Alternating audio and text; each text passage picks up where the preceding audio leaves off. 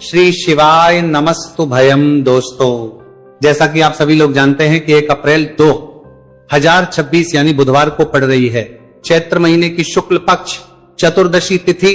और दोस्तों, यह वह तिथि है जो चैत्र महीने में पड़ने वाली सबसे बड़ी तिथि है, क्योंकि यह चैत्र महीने में पड़ने वाली है और इसका बहुत ही बड़ा और विशेष महत्व होता है। पूज्य गुरु जी ने कहा है कि अगर कभी भी मौका लग जाए और चैत्र महीने की चतुर्दशी तिथि बुधवार को पड़ जाए तो आप लोगों को 7 हरा दुर्वा का उपाय तो अवश्य ही करना चाहिए। इन दोनों का संयोग बहुत ही कम आता है। इसी के साथ में गुरुजी ने अपनी शिव पुराण कथा में बताया है कि इस दिन आपको 7 दुर्वा का उपाय तो आपको अवश्य ही करना चाहिए, क्योंकि ऐसा दिन पूरे साल में सिर्फ एक ही बार आता है। और दोस्तों, आप सभी लोग जानते हो कि बुधवार का अगर सबसे बड़ा उपाय है तो वह 7 हरा दुर्वा वाला उपाय है। तो दोस्तों, इस बुधवार चतुर्दशी तिथि के दिन आप लोगों को इस 7 हरा दुर्वा वाला उपाय को जरूर करना है। बहुत सारे लोग होंगे जिन लोगों ने इस उपाय को ना किया हो, मतलब पूरा महीना निकल गया, उन्होंने किसी भी दिन इस 7 हरा दुर्वा वाला उपाय को ना किया हो। पर दोस्तों, आपके पास एक आखिरी मौका बचा हुआ है जो कि 1 अप्रैल के दिन है। तो इस दिन आप लोगों को इस वाले उपाय को जरूर कर लेना। भले ही आपने पूरे महीने भर इस उपाय को ना किया हो, पर अगर आपने इस चैत्र महीने के बुधवार चतुर्दशी तिथि के दिन अगर इस वाले उपाय को कर लिया तो आपको इस उपाय को करने का वो फल मिलेगा जिसकी आपने कभी कल्पना भी नहीं करी होगी। इसीलिए आप लोग इस वाले उपाय को एक बार जरूर कर लेना है, ताकि आप लोगों के हाथ से यह मौका ना जा सके और आपको इस उपाय को करने का फल मिल सके। दोस्तों, यह उपाय पंडित जी ने अपनी अभी ही शिव महापुराण की कथा में बताया है, जिस उपाय को आज हम आपको बहुत अच्छे से समझाने वाले हैं। इस वीडियो को देखने के बाद इस उपाय को समझने के लिए आपको कोई और वीडियो को देखने की जरूरत नहीं पड़ेगी। तो चलिए दोस्तों, उपाय को शुरू करते हैं। देखिए, ये इस चैत्र महीने के बुधवार चतुर्दशी तिथि के दिन ये इतना खास होता है, इतना महत्वपूर्ण होता है। देखा गया है कभी कभी बड़े बड़े पूजा पाठ अनुष्ठान से जो मनोकामना पूर्ण नहीं होते, वह चैत्र महीने के बुधवार चतुर्दशी तिथि के दिन एक छोटे से उपाय करने से ही आपकी मनोकामना पूर्ण हो जाती है। और बहुत सारे लोगों ने इस उपाय को किया भी है और उनको इस उपाय को करने का फल भी जरूर मिला है। अगर आप लोग भी इस उपाय को करना चाहते हैं तो आप इस उपाय को पहले अच्छे से समझ लेना, सुन लेना, उसके बाद करना। आपको इस उपाय का फल जरूर, और इस उपाय को कर लेने से आपके घर में चाहे किसी भी प्रकार की दुख और समस्या क्यों न चल रही हो, आपको उसका कारण भी नहीं पता है कि भाई ये समस्या किस कारण से चल रही है। उसका कुछ भी कारण हो सकता है, जैसे इसे पितृदोष हो सकता है या किसी भी तरह का मंगल दोष भी हो सकता है। तो इस दिन आप लोगों को ये वाला उपाय कर लेना है। ये एक ऐसा उपाय है जिस उपाय को अगर किसी विशेष दिन पर किया जाए तो भाई उस विशेष दिन का जो है वो तो मिलता ही मिलता है, पर हमने उस दिन पर इस उपाय को किया है तो हमें उससे भी बड़ा फल मिलता है, और फल बहुत जल्दी मिलता है, क्योंकि आप इस उपाय को बहुत ही बड़े और विशेष दिन पर कर रहे हो। तो चलिए अब उपाय के बारे में बात करते हैं, लेकिन उससे पहले आप लोगों को यह जानना आवश्यक है कि आखिर ये उपाय किस समय करना है, किसको करना है और कैसे करना है। तो चलिए हम आगे आपको वीडियो में एक एक करके बता देते हैं। उससे पहले अगर आप लोग हमारे चैनल पर पहली बार हैं तो हमारे चैनल सब्सक्राइब करना ना भूलें, और अगर आपके पास कोई सवाल है तो आप हमें कमेंट बॉक्स में बता सकते हैं। और अगर आपको हमारा वीडियो पसंद आया है तो आप हमें लाइक और शेयर करना ना भूलें। और अगर आपको हमारे चैनल की जानकारी चाहिए तो आप हमें फॉलो कर सकते हैं। और अगर आपके पास कोई प्रश्न है तो आप हमें कमेंट बॉक्स में बता सकते हैं। पहली बार आए हैं या फिर मेरी आवाज आज पहली बार सुन रहे हैं तो हमारे चैनल सब्सक्राइब जरूर कर लेना, और इस वीडियो को करके कमेंट बॉक्स में श्री शिवाय नमस्तु भयम ओम नमः शिवाय जरूर टाइप कर देना। तो दोस्तों, इस 7 नमस्तु भयम को बड़ी बार सब्सक्राइब कर देना। तो दोस्तों, दुर्वा वाला उपाय को हमें इस बुधवार चतुर्दशी तिथि के दिन कैसे करना है, किसको करना है, किस समय करना है और कहां पर करना है, ये सारे सवालों के जवाब आपको इस वीडियो में मिल जाएंगे। और जो यह वीडियो देखेगा भाई, उसको 7 हरा दुर्वा वाला उपाय जरूर करना चाहिए, क्योंकि इस दिन 7 दुर्वा का भी बहुत ही बड़ा और विशेष महत्व होता है। और जब बात आ जाए हरा दुर्वा की तो यह सोने पर सुहागा वाली बात हो जाती है, और यह एक बहुत ही बड़ा उपाय हो जाता है इस बुधवार चतुर्दशी तिथि का। तो अब दोस्तों, इस 7 हरा दुर्वा वाला उपाय को आखिर करना किसको है? सबसे पहले हम लोग वो बात जान लेते हैं। तो देखो, घर की जो बड़ी माताएं बहनें होती हैं, उन माताओं बहनों में से कोई भी एक बड़ी माता बहन इस वाले उपाय को कर सकती हैं। और दोस्तों, अगर आप चाहें तो अपने घर में से सभी सदस्यों भी इस उपाय को करवा सकते हैं।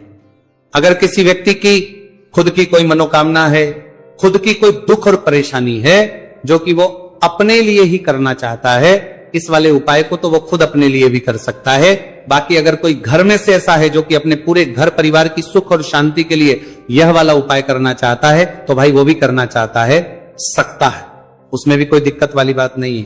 कहने का मतलब यह है कि इस उपाय को हर सदस्य भी कर सकता है और पूरे घर परिवार के सदस्य के लिए घर की बड़ी माताओं बहनों में से कोई एक माता बहन भी कर सकती है। माताएं बहनें अगर घर में उपस्थित ना हो या वह ये वाला उपाय ना कर पा रही हो, तो फिर घर का कोई बड़ा सदस्य भी इस 7 हरा दुर्वा वाला उपाय को कर सकता है, चाहे फिर वह पुरुष ही क्यों ना हो, उसमें कोई भी दिक्कत वाली बात नहीं है।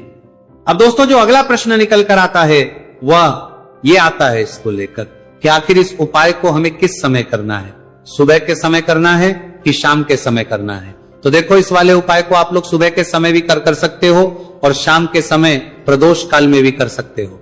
अब अगर आप पूछो कि भाई सबसे उत्तम समय कौन सा रहेगा इस 7 हरा दुर्वा वाला उपाय को करने का, तो हम आपसे बस यही कहेंगे कि इस उपाय को आप सुबह के समय करेंगे तो ज्यादा बेहतर होगा। बाकी अगर प्रदोष काल के समय भी करेंगे तो भी अच्छा होगा, उसमें कोई भी दिक्कत वाली बात नहीं है। तो अब दोस्तों, जो अगली सबसे बड़ी और महत्वपूर्ण बात आती है वो यह आती है कि सुबह अगर हम उपाय को करेंगे तो हमें कितने बजे से लेकर कितने बजे तक के बीच में करना है, और शाम के समय प्रदोष काल में करेंगे तो हमें कितने बजे से लेकर कितने बजे के बीच में करना है। तो देखो, सुबह जितनी जल्दी हो सके आप उपाय को करने की कोशिश करना। बाकी अगर कारणवश लेट भी हो जाओ, थोड़ी देर भी हो जाए, तो 10 या 11 बजे तक भी आप उपाय कर लेना, पर 12 बजे से ज्यादा देरी ना हो, ठीक है? इस बात का ध्यान रखना। उसके बाद में दोस्तों, अगर शाम के समय प्रदोष काल की बात करें, प्रदोष काल का जो समय है होता है वो शाम के 6 बजे से शुरू हो जाता है। मतलब शाम के 6 बजे से लेकर शाम के 6 बजे से रात के 8 बजे के बीच का जो समय होता है, यह समय प्रदोष काल का समय होता है। तो इस उपाय को 7 या 8 बजे के बीच में भी कर सकते हो।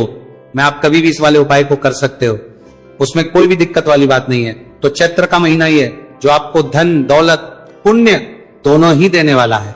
चैत्र के महीने में तुलसी का पूजन करके, श्री हरि विष्णु से जुड़े हुए कुछ उपाय करके आप अपने जीवन की निर्धनता, धन से जुड़ी समस्याएं, कर्जे से जुड़ी समस्याओं को हमेशा के लिए दूर कर सकते हैं। भगवान विष्णु को तुलसी अति प्रिय है, इसलिए उनकी पूजा में भी विशेष रूप से हम तुलसी का उपयोग करते हैं।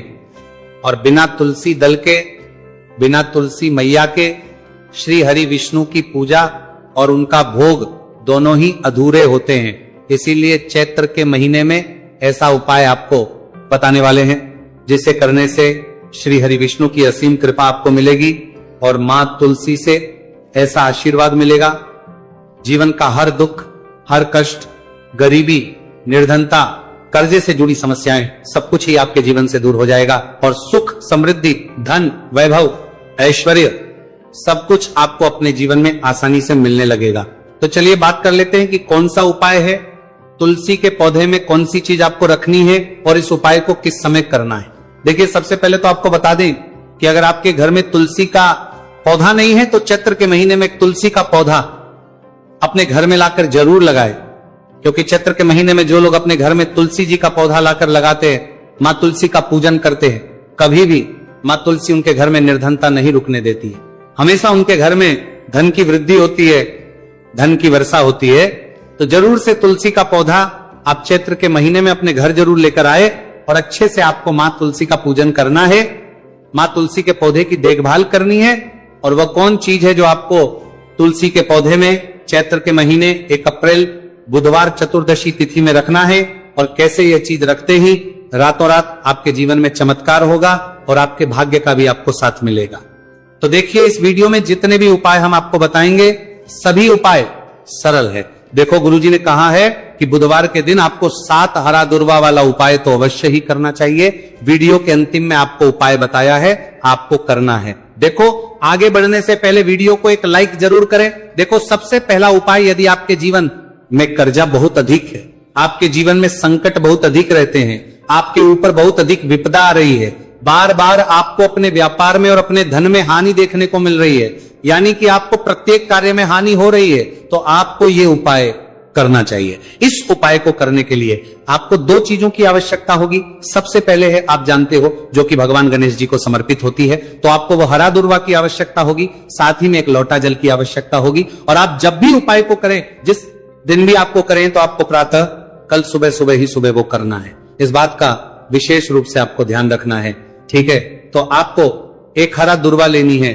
अगर आधा हरा दुर्वा भी मिल जाती है तो भी कोई दिक्कत नहीं है, बस आपको हरा दुर्वा है। अगर ज्यादा ना मिले तो उस स्थान पर एक हरा दुर्वा भी ले सकते हैं। हरा दुर्वा आपको आसानी से कहानी पर भी मिल जाएगी। बस याद रखिएगा, शुद्ध दुर्वा, और मतलब उसे शुद्ध करके ही उपयोग में लीजिएगा, है ना। तो आपको करना क्या है, एक हरा दुर्वा या एक से ज्यादा भी हरा दुर्वा आप लोग ले सकते हैं। तो एक हरा दुर्वा अपनी ले लीजिए। एक हरा दुर्वा के साथ में आप 1 लोटा जल ले लीजिए और इन दोनों ही चीजों को लेकर शिवाजी के मंदिर पहुंच जाइए। जी के मंदिर पहुंचकर सबसे पहले आप शिवाजी के पास में बैठ जाइए। शिवाजी के पास में बैठने के बाद जो शिवाजी की शिवलिंग होगी, शिवलिंग के ऊपर सबसे पहले आपको यह दुर्वा को समर्पित करना है। दुर्वा को कुछ इस प्रकार से समर्पित करना है कि जो दुर्वा की दांडी का मुख होगा वह जलधारी की तरफ हो, जहां से जल नीचे करता है ना। और जो हरा दुर्वा का मिला हुआ भाग होगा वो अपने आप शिवाजी के पीछे की तरफ हो जाएगा, ठीक है।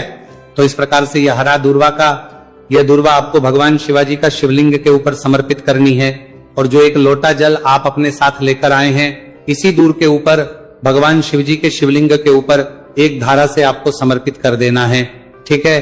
साथ अब यहां पर देखने बात यह है कि यह उपाय इस व्यक्ति को करना है जिस व्यक्ति की नौकरी नहीं लग रही हो, जो व्यक्ति परीक्षा में पास होना चाहता हो, तो इस व्यक्ति को अपने हाथों से इस उपाय करना है, तभी उपाय कम करेगा, ठीक है। उपाय को करने के बाद आपको 3 महीने उपाय आपको कब तक करना है, जब तक कि आपकी नौकरी ना जाए। जब तक आप इस उपाय को नियम के साथ करो, आपकी नौकरी जरूर लगेगी। अब बात करते हैं दूसरे उपाय के बारे में। तो देखिए, दूसरे उपाय जो है, देखिए इस उपाय के लिए आपको मात्र 1 लौंग का जोड़ा लेना है, यानी कि 2 फूल वाली लौंग लेनी है। साथ में आपको मात्र थोड़ा सा शहद लेना होगा और इसी के साथ में आपको तांबे के पात्र अंदर शुद्ध जल लेना होगा। अब देखिए, इन सभी सामग्रियों को लेकर के आपको भगवान शिव के मंदिर में पहुंच जाना है। देखिए, ये उपाय आप सुबह से लेकर शाम तक कर सकते हैं।